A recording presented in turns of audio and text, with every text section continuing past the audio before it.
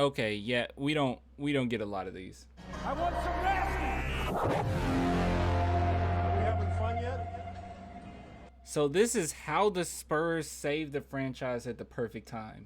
I'm shocked. I'm actually shocked that there's videos out there of people using positivity, because the thing is, here's the thing, okay? This is what I've kind of noticed.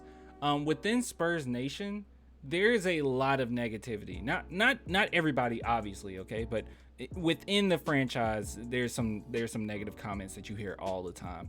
But when you start looking at fans outside of San Antonio and what their objective take is on San Antonio, it's rarely negative. Like I've noticed that quite a bit, that a lot of fans that are just watching objectively and not, don't necessarily have their heart in it, they see the San Antonio Spurs as a potentially great team in the making. So I don't know. I just want to get that out there. But we are going to watch at least half of this video. Okay, I saw the first half and I was like, oh, this is pretty good. Him just kind of going through, the dynasty was over, and just going through some basic things. It was pretty good. But right here, it sounds like he's about to get into how the San Antonio Spurs saved their franchise.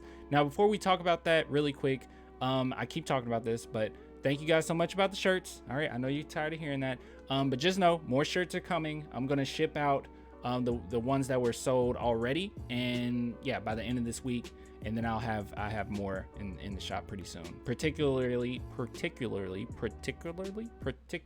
I don't know. Tim Duncan and Manu. So just know that those are coming, and I will have more 15 years pretty soon. And this one's coming soon. I'm gonna put some more on here that's gonna be coming soon as well. But just letting you guys know that. So thank you. All right, so let's go ahead and watch this video. Speed it up just a little bit, and yeah. Just cement themselves in purgatory the longer they hold on to those players. When you then look at the 2025 and 2027 firsts, which are totally unprotected, there is always the potential in a year where maybe Trae Young gets banged up. Who knows? Maybe Seattle gets an expansion team in 2 years and DeJounte decides to go there in 2025. And when you're getting 3 to 4 extra draft picks, odds are one of those is going to hit.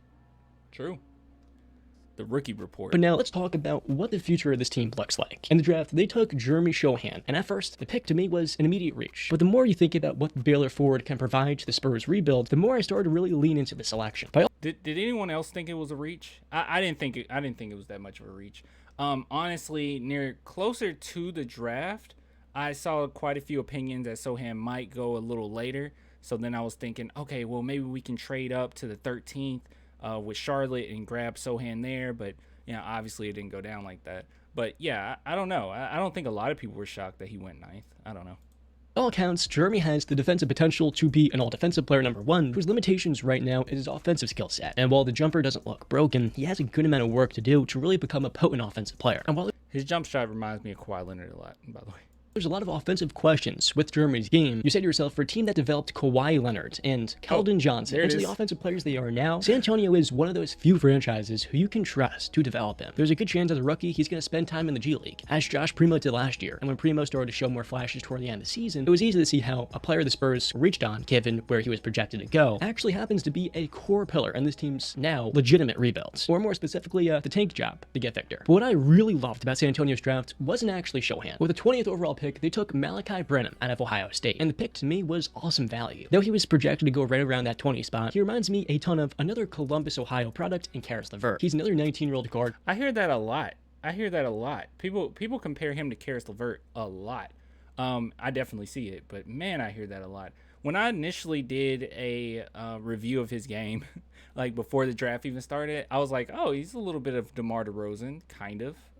But yeah, I think Karis LeVert's a way better comparison.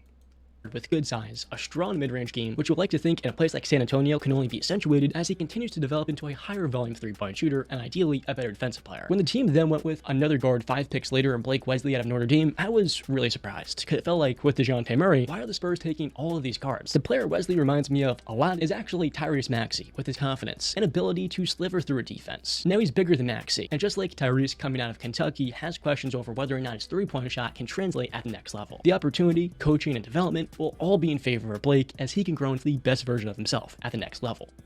Yeah, and Pop has already, I don't know if you guys knew this, but Pop has already talked to him, or has been already talking to him, and told him that he wants him to take more floaters because he feels like that's a strength of his game that he's not utilizing. So Pop is a well, I don't have to say this. Pop is phenomenal, okay? He's a phenomenal coach, great person, it seems.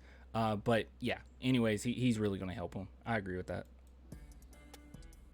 At the end of draft night, there was one 19-year-old who wasn't selected, and the Spurs signed him, and Dominic Barlow. He is a 19-year-old forward that absolutely should have been picked, and the fact that no team decided to draft him in the second round to stash him for a few years befuddles me. I think it was awesome that Barlow decided to sign in San Antonio, and the Spurs wanted him. Now, he also was off the radar. He only played 3 years of high school basketball, and in spite of winning North Jersey Player of the Year 2 years ago, he broke out in the middle of a pandemic where his season for high school was shortened, and in spite of averaging like 7 blocks or something ridiculous like that, he played my team, and he had like 3 posters and at least 15 rebounds. And I'm not going to give him the soliloquy just because I played against him. This is a really good investment by the Spurs. He's not NBA ready now, he's raw, and though he was impressive in the overtime elite this last year, it's going to take him some time in the G League to get comfortable behind the three-point line. But the 2 players he reminds me of is Herbert Jones of the New Orleans Pelicans and Paul Reed of the Philadelphia 76ers. You know, we don't talk about Barlow a lot. I try to talk to him about him as much as I can, but we do not talk about him a lot. But yeah, I completely agree with that. One thing that really stood out to me with Barlow was in the summer league, the first game, I felt as if he was a little off defensively. Like, obviously they put him in a weird position where he had to guard a bunch of centers, but I was like, dude, like he's not getting to his spots like he should. He's biting on too many pump fakes. But then as soon as we went into game 2, game 3, game 4, he fixed all those issues. I saw no lapses defensively whatsoever. So I think he's going to be legit. Seems like a really quick learner. Have all the red chips to benefit from the very things that have created Spurs legends in the past. And at the same time, the potential of what landing a top 2 pick in this upcoming year's draft could make. That right there is exactly why the San Antonio Spurs are the biggest winner thus far of the NBA offseason. If you enjoyed this video, be sure to drop a like. He believes we're the biggest winner. We did a lot of things, man. We did a lot of things low-key that no one even talks about. There were so many picks that we got out of nothing. Like, seriously, got picks out of nothing. Malachi Branham in the draft just fell right into our hands. Malachi Branham, the Spurs weren't expecting to have Malachi Branham there. More than likely, what they were going to do was going to take Blake Wesley at that 20th, and then probably go ahead and go Gabriel Pachita at 25 or something, and probably sell their second anyway. Unless obviously Jaden Hardy was there, but I don't know. That's my take on it. I don't think the Spurs were expecting to get Malachi Branham at all, and a lot of people were shocked that he landed to us anyway. So I don't know. But what I'm just, I don't know. I'm babbling, but dude is completely right. This is a great video, by the way. I'm gonna leave this in the description so you guys can go watch it by John Tortorelli. I think that's how you say it. Yeah, this is a great video. So I'm gonna save this video, put it in the description so you guys can go watch it. But yeah, this was some positivity. I think I need to start watching more or listening to more or going on Reddit and seeing how typical NBA fans see San Antonio, because sometimes I get blinded because I'm in the Spurs community and I'm just like, everybody hates San Antonio. Everyone thinks we're awful and we have no future, but that's not true. There's a lot of objectivity out there, and this is a prime example of that. So anyways, I'll get with you guys later, man. You want to support the channel, only $2 per month, Patreon and YouTube links below. But deuces.